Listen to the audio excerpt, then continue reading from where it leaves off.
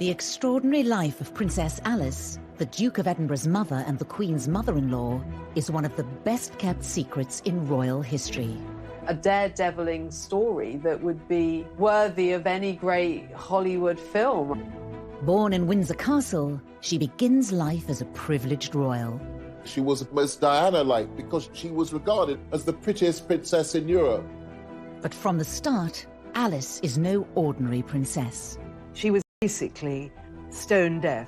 She ended up being able to lip read in Greek, German, and English. She serves as a nurse on the front line. She was hands-on. I mean, she was dealing with broken limbs and amputated limbs. She goes on to face huge personal challenges and is committed to an asylum. She is hearing voices, that she's in a relationship with Jesus Christ.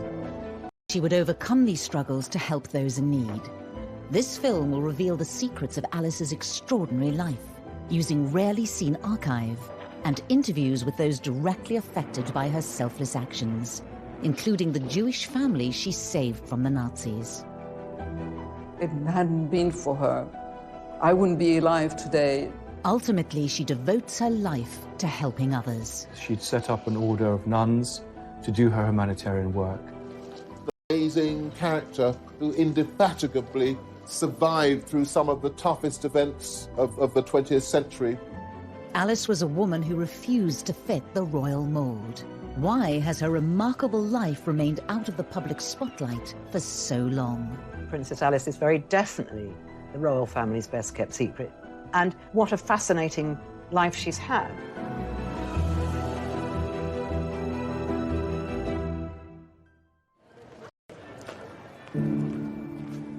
On a winter's day in December 1969, London goes about its business largely unaware of the sadness within the walls of Buckingham Palace. Princess Alice, who was the Duke of Edinburgh's mother, mother-in-law to the Queen and grandmother to Prince Charles, has died in her sleep. Reporting of Alice's death is minimal. It makes just the 4th item in the night's news. The BBC announcement read, "The Duke of Edinburgh's mother, Princess Andrew of Greece, died today at Buckingham Palace. The princess, who was 84, had been in poor health for some time. Princess Andrew, or Princess Alice, her own name, was the daughter of Prince Louis of Battenberg." It's a very unremarkable announcement. Words of respect, adoration, affection. It's very cold. It simply marks the passing of a life defined by the men around her. Indeed, despite her position in the royal family, Princess Alice has long remained hidden from public glare. Many first discovered Alice through her portrayal in the TV series The Crown, when, as this clip shows, she had been living as a nun. Let this be a mother's gift to her child. Find yourself a faith. I didn't even know she existed. I had no idea who the Duke of Edinburgh's mother was. I think, like the majority of people, she's been a very well-hidden secret. It was never Alice's style to seek out the limelight. Princess Alice didn't give very much away about herself. When she died, she left but 3 dressing gowns, which were given to the nurses who'd been looking after her. By that stage, she'd given everything she owned away. She owned absolutely nothing. But Alice's start in life was very grand indeed. She's the great-granddaughter of Queen Victoria, and she was actually born in the Tapestry Room at Windsor Castle in 1885. As she grows up in the castles and palaces of Britain and Europe, Alice expects to marry a suitable royal partner. In 1902, the coronation of Edward VII provides a perfect opportunity for 17-year-old Alice to find a match. Edward VII himself remarked at his coronation that Alice would be the most beautiful bride of any young prince in all of Europe.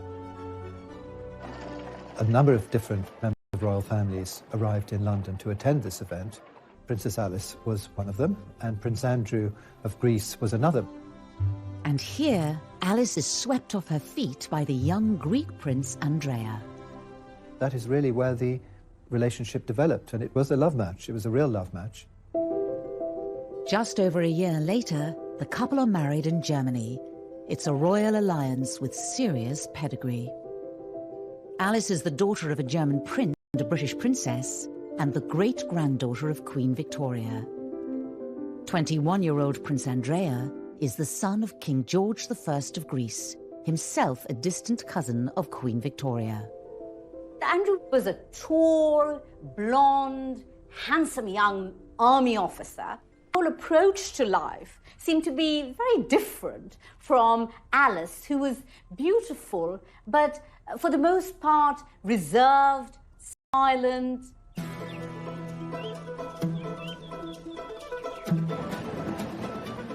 The newlyweds head for Athens in 1904 to start their married lives together at the Royal Palace. It's a dramatic change from Alice's life so far. The marriage was clearly a culture shock for Alice. I mean, she, for once, didn't know any Greek. Athens must have been kind of a cultural wilderness in certain respects for Princess Alice, and the palace itself wasn't exactly Grand Luxe. The royal palace in Athens was, by all accounts, rather drafty and dark. A more significant problem for Alice is that the Greek monarchy is not a stable one. Greece had only existed as a country in its own right for 70 years, following the breakup of the Ottoman Empire. So it had to create its own monarchy. In 1863, Greece turned to Denmark's royal family for a king, and they chose one of their Danish princes. King George I of Greece had been imported from Denmark, so none of the Greek royal family had any Greek blood whatsoever. They had Danish blood and they had Russian blood.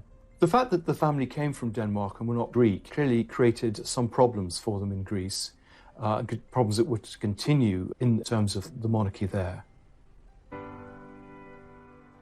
Despite the national ambivalence to the new royal family, the Greek people take to Alice immediately.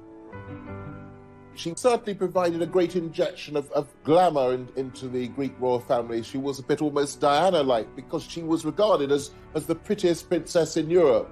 She quickly learnt to speak Greek and she quickly started producing children. Alice enjoys her new life in Athens.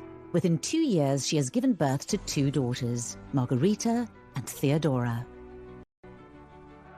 But there are clear signs that trouble lies ahead for Alice and for her family elsewhere in Europe. The beginning of the 20th century was a difficult time for the European monarchies. There was unrest, particularly in Russia, and this unrest was also to be found in Greece. A sense that monarchy had had its day and revolutionaries were beginning to, if not seize power, at least to agitate for power.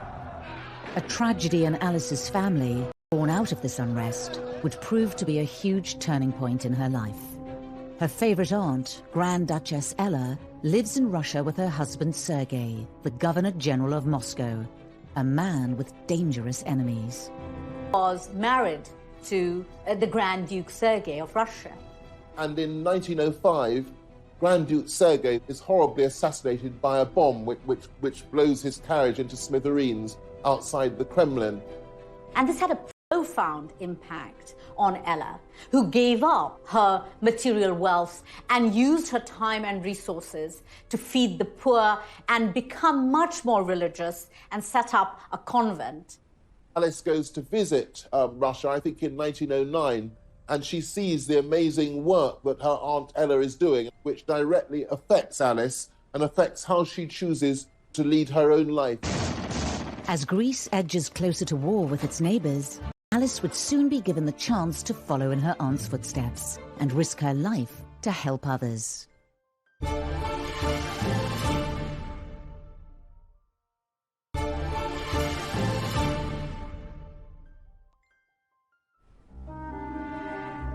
By 1912, Alice has been living as a Greek princess for 8 years.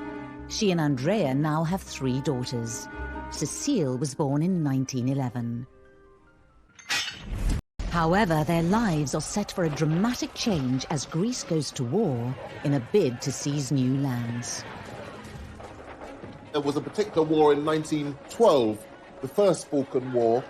The Ottoman Empire, which had been so dominant in the Balkans for hundreds of years, was crumbling. So Greece was wanting to expand north and eastwards, taking over some of the Ottoman territories, which historically had many Greek occupants.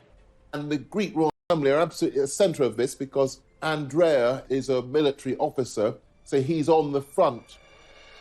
As her husband heads off to the battlefield, Alice takes the bold decision to leave her 3 children behind and follow him to the front line. Alice felt that she needed to do something for her adopted people. She goes to the front lines and works as a nurse. As the Greek forces advance, she sees that there are a huge number of victims, both civilian and military. She commandeers buildings, she organises nurses and doctors. She has an amazing role in that Greek war effort in the Balkan Wars in 1912. Alice immediately threw herself into the whole business of sort of creating field hospitals, taking part in operations. For a young woman in her 20s with no medical training, she shows great grit and an innovative sense. Alice doesn't restrict herself to just setting up the hospitals. She was hands-on. I mean, she was dealing with broken limbs and amputated limbs. In a series of letters that easily detail that the corridors were running with blood and people were minus arms, minus legs, and Alice was having to deal with all this, but she wanted to deal with it because the calling from her was that she was helping, and she really was helping. Very early on, we see that she doesn't conform in the way that's expected of her, and she does the things that she feels are important and thinks of others before herself. It's a very, very different sort of world to the world she's been brought up in, and earns her enormous respect from those around her. Alice has yet again proven that she can overcome great personal challenges in her life. As a child, it was realised all was not well. She was a very bright young girl, but at first her learning was slow because she had this problem, first of all undiagnosed and then later diagnosed as deafness. Her mother believed in a kind of tough love and had a sort of let's get on with it kind of attitude, and didn't treat Alice any differently from her other children. And let her learn how to lip read and let her fight her own battles rather than mollycoddle her. Alice rose to the challenge and became a skilled lip reader. She lip read in German and English, which were her first languages, and later on in Greek and French. So Alice had this very severe disability, which she overcame, but that must have had quite an influence on her personality. 3 years after the end of the Balkan Wars, Alice finds herself in the midst of another war zone. At the outset of World War I in 1914, Greece takes a neutral position. But 2 years later, it has been drawn into the conflict. Of course, the First World War is regarded as the war to end all wars, and it's easy to forget about the terrible suffering in Athens at that time. Athens is bombed by the Allies, and typically Alice, then she has to start helping again.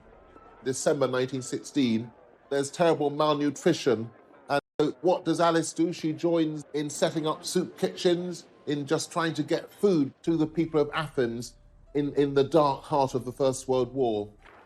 As Greece finally joins the Allied forces, the tide turns against the royal family. There was the rise of a Republican movement in Greece during the First World War. They targeted the monarchy as being foreigners, as being parasites on the system, as not belonging to Greece and not being Greek. Fourth baby daughter are forced into exile in Switzerland with most of the Greek royal family. This is the first time that Alice gets a taste of what it is to be a Greek royal. Alice had no sense of when she would be returning to Greece and indeed what life was going to be like for her over the next few months. And, you know, they weren't luxurious months. As she adjusts to life in exile, Alice receives news of an appalling family tragedy during the Russian Revolution. The Russian royal family, including Alice's favourite Aunt Ella, was caught up in the civil war. And in July 1918, Aunt Ella, along with several other members of the Russian royal family, were driven by the Bolsheviks to the Urals. Ella and 5 male members of her family were taken by the revolutionaries to this disused mineshaft. They were thrown down, and then rocks and stones were thrown on top of them, and a grenade, which obviously killed them. But until that moment of their death, they were stoic, and they were singing psalms and saying prayers. Alice is grief-stricken, of course, but she's even more admiring of the strength of courage and will. Relief and respite finally comes to Alice in 1920, when the exiled king is restored to the throne in Greece. In this rare piece of footage of them together, Alice and Andrea are now back in the land they call home. Andrea and Alice and their 4 daughters by this time, they spent most of their time on the island of Corfu at a villa called Mon Repos. And that's where Alice and the 4 girls and their servants and their British nanny, Miss Roos, are living in 1921, when at last the beloved 5th child and longed-for son is born. The arrival of Prince Philip, Philippos Andreou as he was called, completes Alice and Andrea's family. But they would not have much time to enjoy life with their new baby. Greece is once again looking to take land from Turkey in their on-off conflict. Andrea is now a major general in the army. And when the Greeks suffer a humiliating defeat and are sent packing by the Turks, the royal family is back in the firing line. Andrea is a scapegoat for the dramatic defeat of the Greek forces. He comes back to Athens in disgrace, is arrested, is accused of high treason, is put on trial with other officers. The other officers are actually executed. Andrew being sentenced to death. And this was, as dangerous as it got. A last-minute, behind-the-scenes deal involving the British government, King George V and the Greek leaders, saves Andrea's life. The British cruiser is dispatched to Athens, and this show of strength is sufficient to have Andrea's released, and the young family is then in exile once again. But at least they're alive, and Alice is thrilled to have her husband back.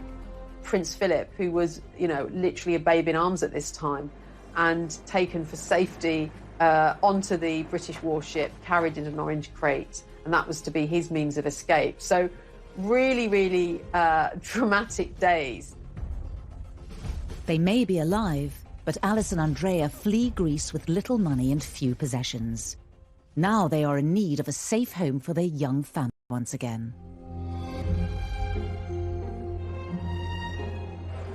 Andrea was lucky that his brother had married somebody rich called Marie Bonaparte, and they have several properties on the outskirts of Paris, and they gave one of these properties to Andrea and Alice as a home for their children, because Andrea and Alice had to leave everything behind. Alice and Andrea would spend 8 years in Paris. The turmoil they've lived through is finally taking its toll on them. The marriage is beginning to fray at the edges. For Andrea, this must have been quite difficult after a very active life. Basically, he was no longer a prince in Greece, that he was exiled for life.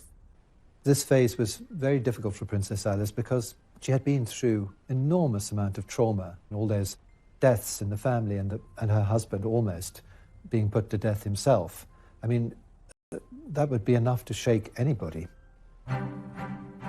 As their time in exile wears on, Alice's behaviour becomes increasingly erratic. Behaviour that would lead her family to take action that would scar her for years to come.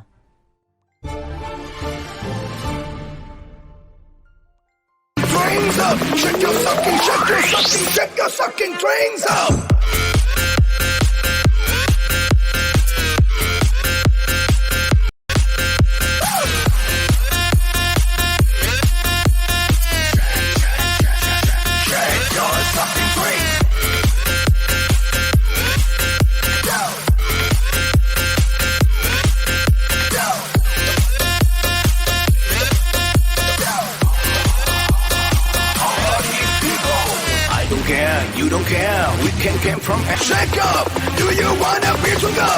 Springs up, shake up, move, hey, fuck you.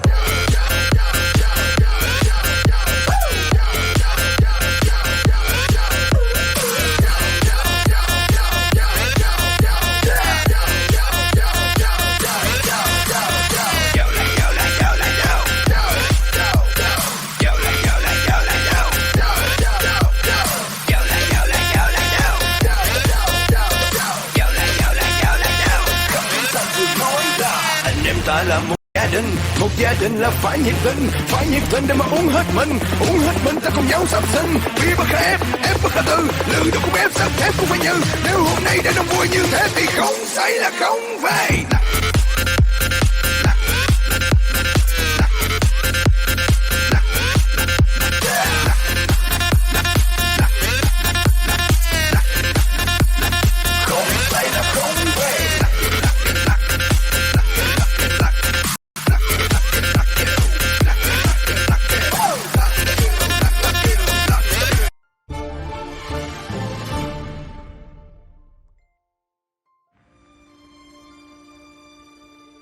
(1928) Paris.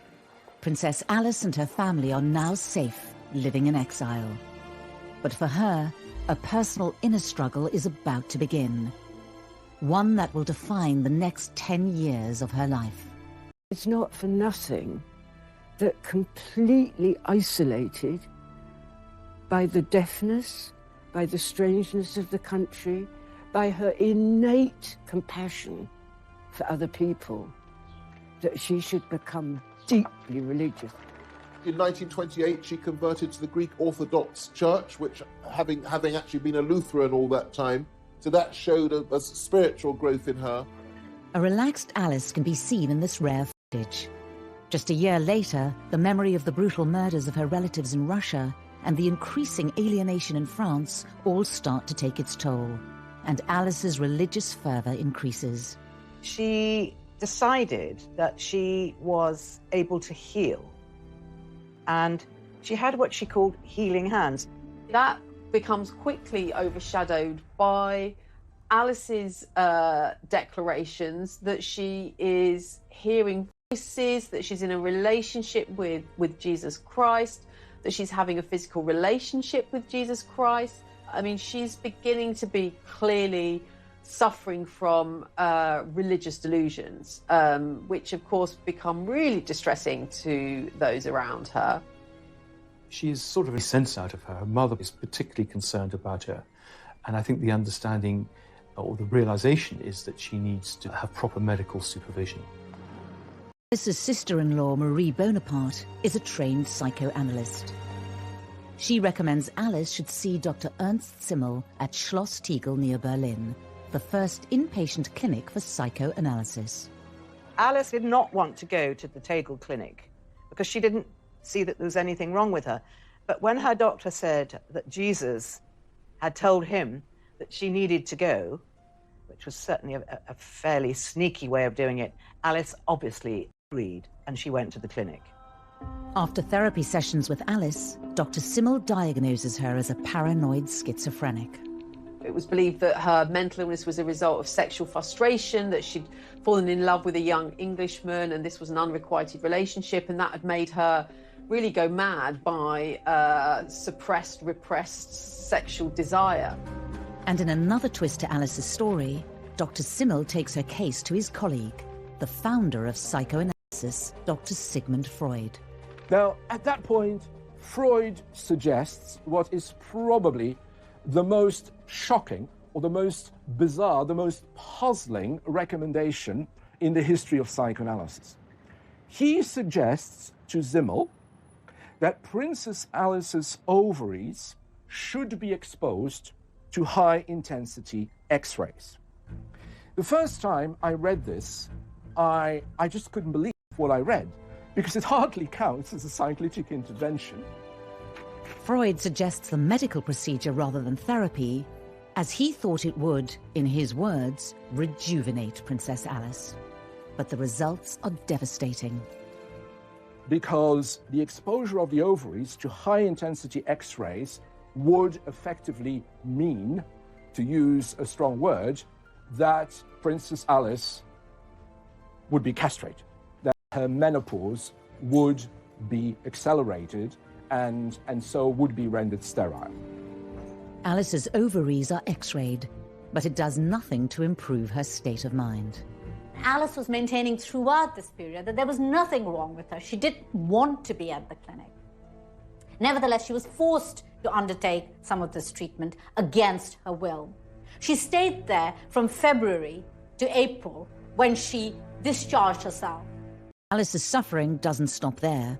Her mother, Victoria, perhaps embarrassed by Alice's behaviour, conspires with the family doctor to send her to another clinic. So Alice's mother took Prince Philip out to lunch, on a picnic, and by the time he came back... Which was really, really sad. They forcibly had to inject her and sedate her to get her to the clinic.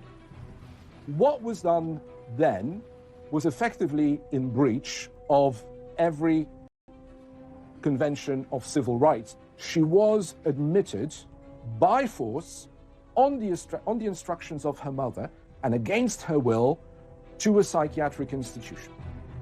Alice is sent to the Bellevue Sanatorium in Switzerland. Princess Victoria was generally concerned about her daughter, that she should have proper medical attention. But I think a large part of it was the need to keep her out of the way, that she was a potential embarrassment. Alice had delusions that Christ had given her a special religious mission. She had put these thoughts to paper in an attempt to share them publicly. Sending them off to newspapers and things, and I think she was once intercepted when she was trying to post something to some publication or another. I mean, they didn't want her taking her strange, as they would have seen it, strange views into a public arena. They were nervous about that, because that would have been shameful or dangerous. Alice's battle with mental illness is compounded by the fact that she's being held against her will. Over 2 years, she misses the landmark moments in her children's lives. She didn't attend the weddings of any of her 4 daughters, and that must have been a matter of great regret and unhappiness for her. Whilst her daughters are married and making their own way in life, Philip, her son, is still just a 10-year-old boy missing his mother. He's always said, well, it just happened. There wasn't really much that I could do about it. I just got on with it. But that must have left a real mark with him, because he'd been much beloved by both parents in the first 9 years of his life. Alice's husband, Prince Andrea, sees their marriage as effectively over. Broken and feeling betrayed, Alice tries to escape in July 1932. So during lunch, her nurse has gone out of the room and she makes a bid for freedom, and she jumps out of the window into the flower bed and heads off to the nearest railway station, which isn't far away. And she got as far as the train station. I think she even got as far as into the carriage, where they kind of found out that she was there. She's arrested and brought back, much to her disgust, and therefore her escape attempt hasn't worked. Alice's desperate act convinces her mother she should be transferred to an open sanatorium in Murano, Italy. She had been at this point a prisoner in Bellevue, at her, basically, and her jailer was basically her mother. It was her mother that she had to... This isn't a teenage Alice, this is a woman in her middle age. No longer institutionalized, in autumn 1932, Alice faces the biggest challenge of her life. At the age of 47, could she recover from her ordeal and regain her sanity? She begins by choosing to distance herself from family life and from royalty. She drifted around Europe for several years. So up until 1937, she was living, with one family after another, and particularly sort of settling near Cologne, discussing religious topics, very, very involved with all the things that were interesting her, but not involved with her family. This sort of extended gap year of her trying to perhaps find herself, but certainly not living the life of a princess. In many ways, sort of living off-grid. I mean, we don't know very much about her, which is sort of quite remarkable, of course, that she kind of disappears. Alice probably thought that with her independence of mind, with her freedom of expression, it wouldn't be easy to go back to her own family including her mother, who would always be looking over her shoulder, because that would always contain the risk that before long she'd be sent back to a psychiatric institution. Alice's decision to live a solitary life means her youngest child, Philip, is still being raised by relatives. I think it's important not to pity Alice during these years, but neither, I believe, should she be reviled as this heartless mother and callous wife who forgot all about her family and spent her time roaming aimlessly in Germany. What about her husband? After 5 years wandering across Europe, passing from friend to friend, Alice starts to feel like she can finally reach out to her loved ones. The connection with her family begins to be a bit closer as she, in a sense, recovers her health.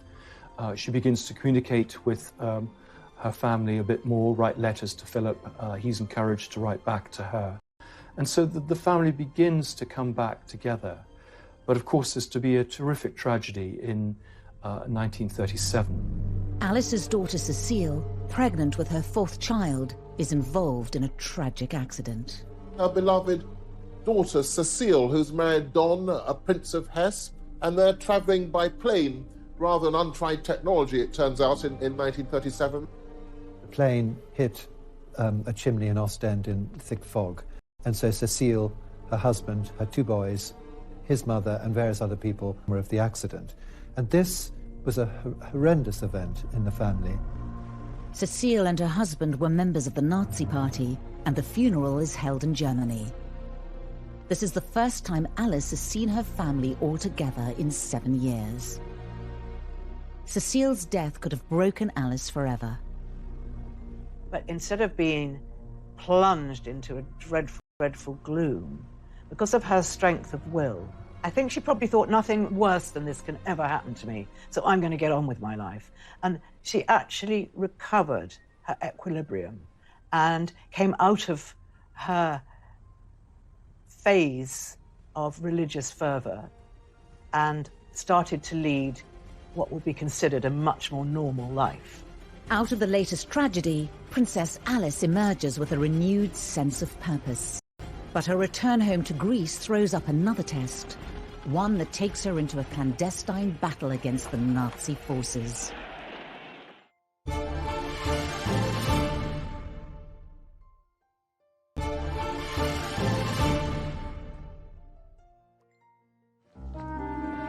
In 1938, Princess Alice, mother of Prince Philip, returns to Greece to serve the poor.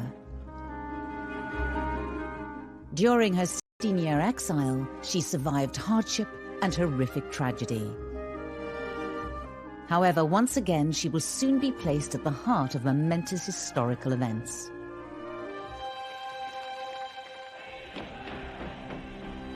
The onset of World War II requires her to draw on her reserves of courage and bravery. When German tanks roll into Athens in April 1941, the Greek royal family flee to safety. Despite the dangers, Alice decides to remain, to continue her work. I don't think that Princess Alice ever really wanted to leave Greece. I mean, that was where she belonged. She was a Greek princess by this stage, and she felt that's where she could be most useful. The Nazi invasion has devastated Athens, and thousands are left destitute and starving. Alice helps by volunteering for the Red Cross.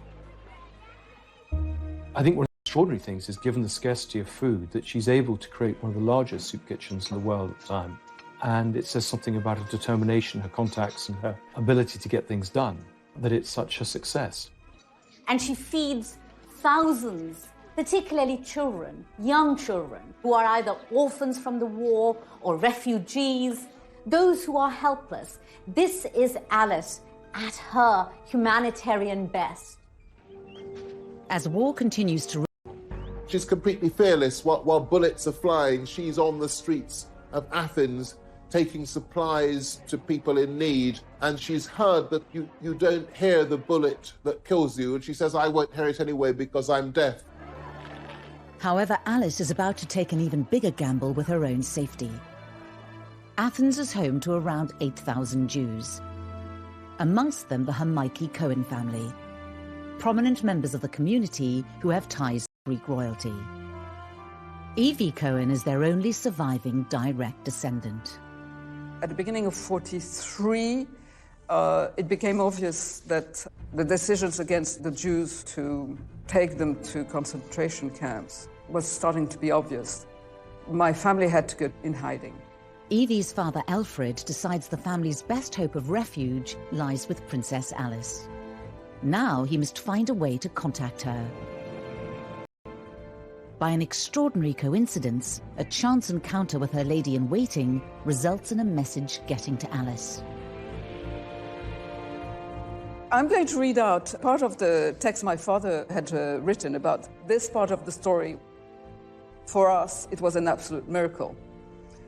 In short, that lady immediately went to see the princess, and an hour later we were informed that the Princess Alice would be more than happy to take in my mother and sister. I think it was Alice taking an enormous risk because she may have faced a firing squad because she had harbored the Jewish family.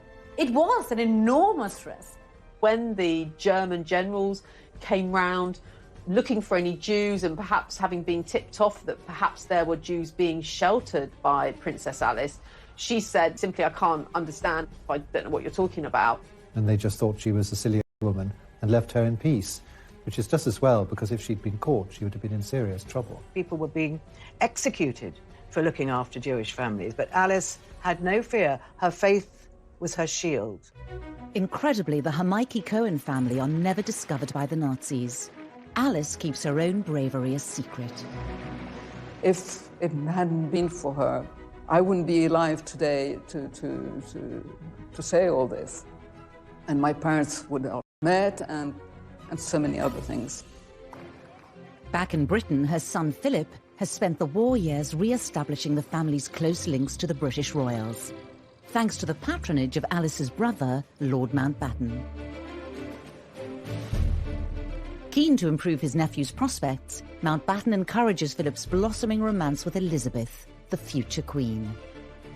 Princess Elizabeth, and she was, of course, delighted.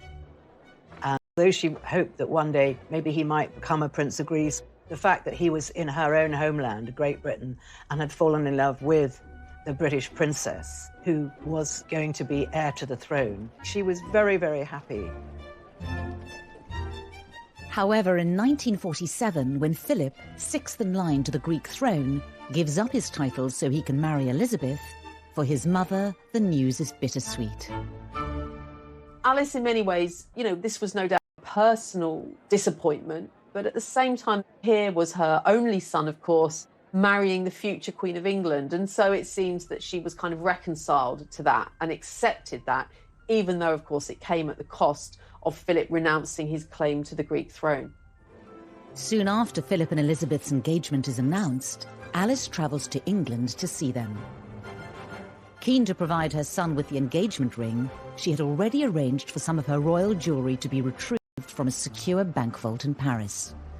She had no money, so she wasn't going to be able to buy an exquisite gift for her future daughter-in-law. So she took one of her tiaras to Philip Antrobus, the jeweller, and she said, "Take the best stone out of this, and I want it fashioned into a ring for my future daughter-in-law," which is a very romantic thing to do. And I think it is about Princess Alice wanting her son to be seen as good enough in many ways. So here, perhaps for one of the only times in her life, playing the role of the sort of proud, slightly pushy mum who, wants her son to do the right thing and being seen to be appropriate as a husband to the future Queen of England.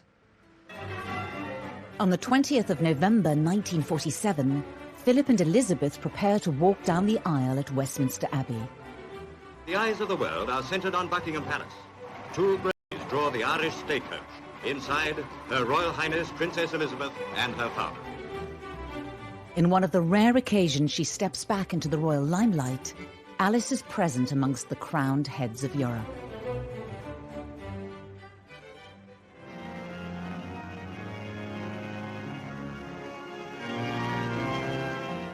And now they are man and wife. It was for the British people, a wonderful celebration for the horrors of the war.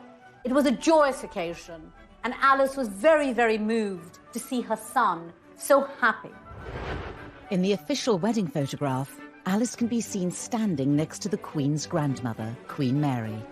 Her life has come full circle at the age of 62. There she is. It's been a moment of great pride for her that lovely Lilibet was marrying her marvellous son, Philip, and it was a new beginning. Over 40 years since she first left England, when Prince Charles was born the following year, Alice is firmly back in the bosom of the royal family. Philip and Elizabeth have their first child, Prince Charles, and Alice is absolutely delighted. She's thrilled. She's very much included as part of the family.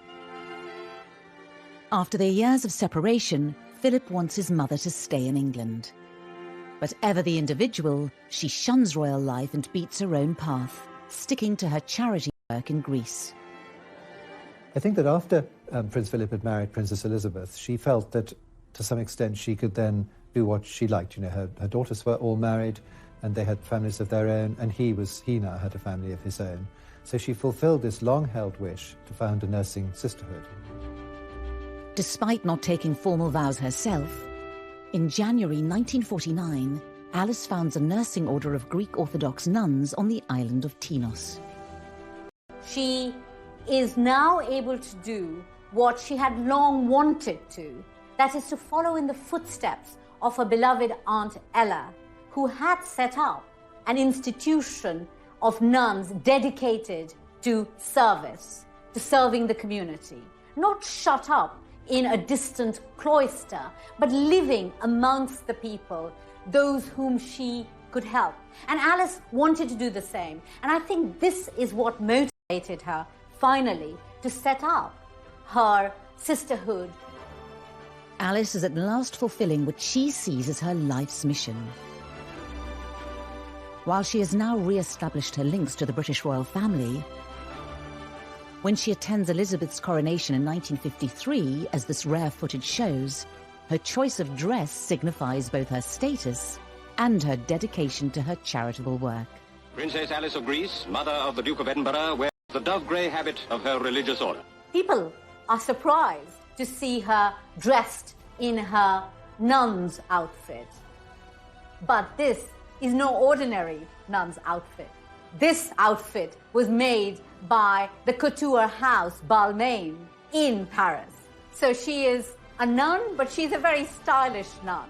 There she was, walking through Westminster Abbey behind the royal party, alone in her grey nun's habit.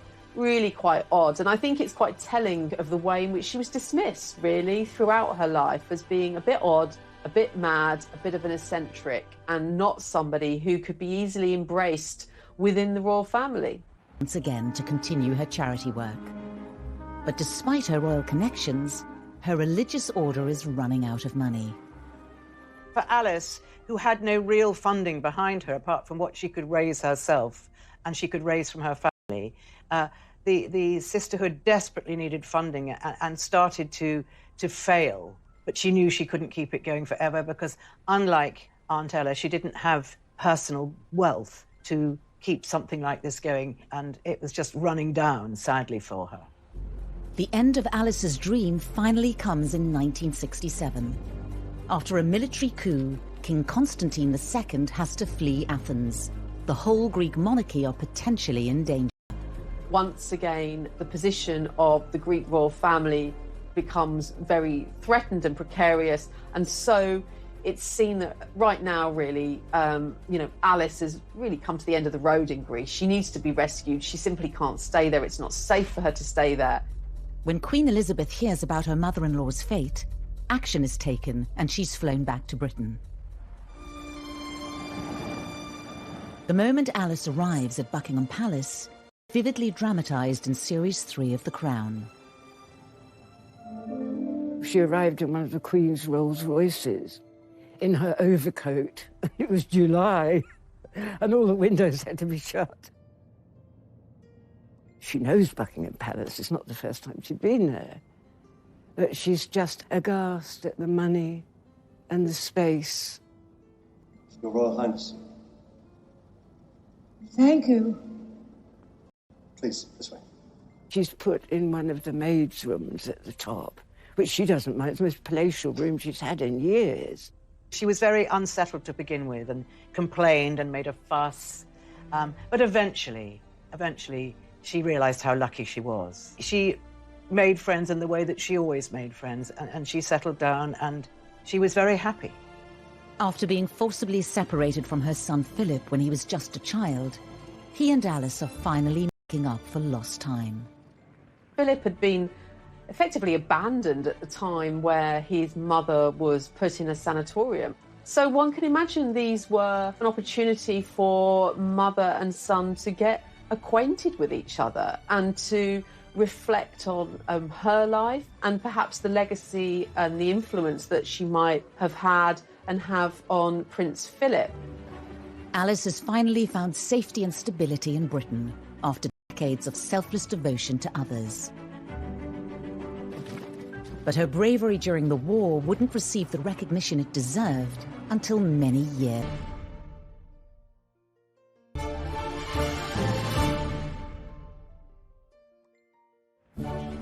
It's 1967, and Alice is back in Britain, living with the royal family in Buckingham Palace. But she's set on doing things her own way. We know that she liked to smoke, that she smoked Woodbines, and so courtiers would know that she was coming before they saw her by the smell and the smoke of her cigarettes. And of course, she would also move around in her nun's habit. So a very odd spectacle by all accounts. Princess Alice couldn't have been more different than the Queen Mother, who was the other grandmum, and who was, you know, a wonderful self-publicist, going out and doing all her duties. Alice was the very opposite to that. You know, there she was smoking in her nun's outfit. But the children liked her. Prince Charles really liked his grandmother. She used to tell him tales about Queen Victoria, which he loved to hear. After 2 years of getting closer to her son and his family, Alice starts to become infirm. On the 5th of December 1969, aged 84, she dies peacefully in her sleep. Her death was really announced without any great fanfare. Certainly when we compare the public affection towards the Queen Mother, Princess Alice has a very different position in the nation's affections. Really, people didn't really know her. They still don't really know much about her. The funeral itself was a relatively small affair. I suppose in keeping with Alice's own life, which always emphasised service rather than status. Prince Philip, he said what an extraordinary thing it was that she had been born in Windsor Castle, and after a difficult life of wars and tragedies and separations and living in different lands, she had come back to Windsor Castle again. Before she died, Alice gave very specific instructions about her final resting place. She wanted to be buried in the Russian Orthodox church in the Mount of Olives by the side of Aunt Ella. So a very particular request and a very difficult request to honour. It isn't until 1988 that Alice's family are able to fulfill her dying wish to transfer her remains to Jerusalem. Despite the dangers she had faced during World War II, Alice's work was not recognised until long after her death. In 1994, Prince Philip was in Israel to see his mother posthumously awarded the title of... The award was given for Alice's bravery hiding the Hermione Cohen family from the Germans during World War II. She was a person with a deep religious faith, and she would have considered it to be perfectly natural human reaction to fellow beings in distress. Princess Alice, she didn't even think for a minute. She just heard there were people that were in danger and that she felt that she could do something for them. The story of Princess Alice and my family is a beautiful one, and it can, I hope, be an example for the young today to continue to do good things in life, to be human. Both Prince Charles and Prince William have since travelled to Israel to visit Alice's tomb. As the years elapse, the selfless work that she did, is seen as something that the royal family are incredibly proud of. And I think her legacy and her life is being embraced much more by the royals and even the younger royals. And obviously that's very, very good to see. I think she's been a great influence, and I think, on the whole royal family's attitude to humanitarian activities. Alice was a royal like no other. The twists and turns of her life spanned much of the 20th century and coincided with pivotal moments in history.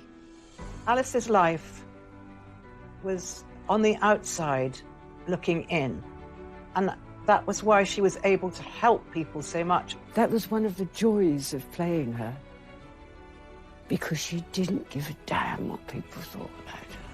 She had suffered really a huge series of disadvantages, from her deafness as a child through to the problems of exile as a royal princess, her mental illness, and throughout all this she rose triumphant as an inspirational figure.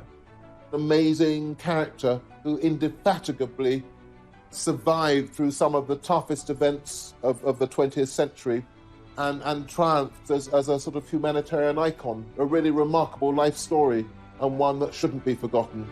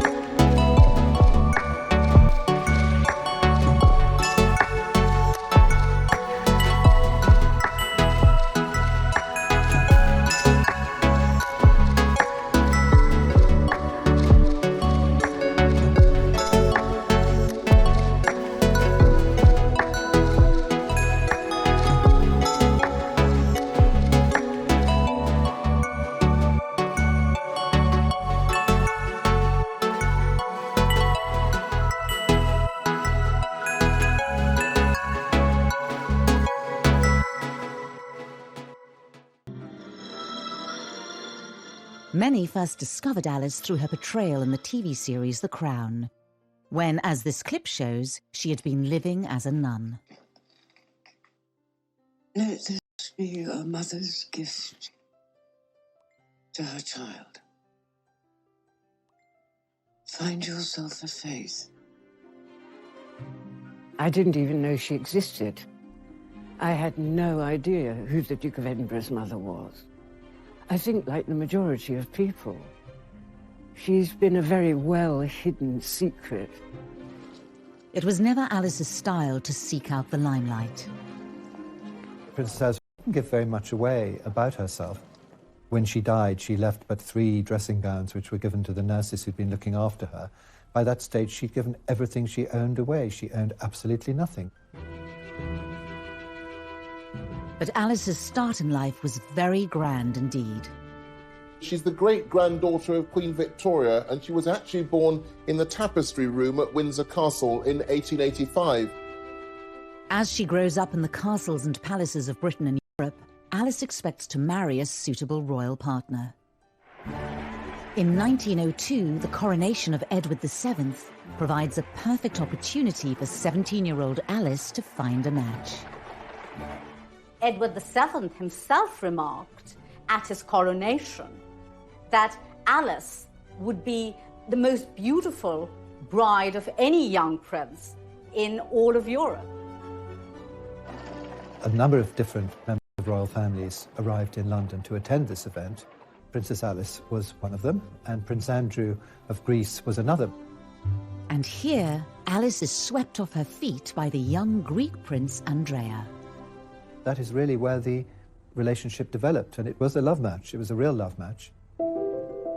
Just over a year later, the couple are married in Germany.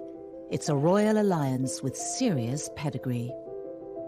Alice is the daughter of a German prince and a British princess, and the great-granddaughter of Queen Victoria. 20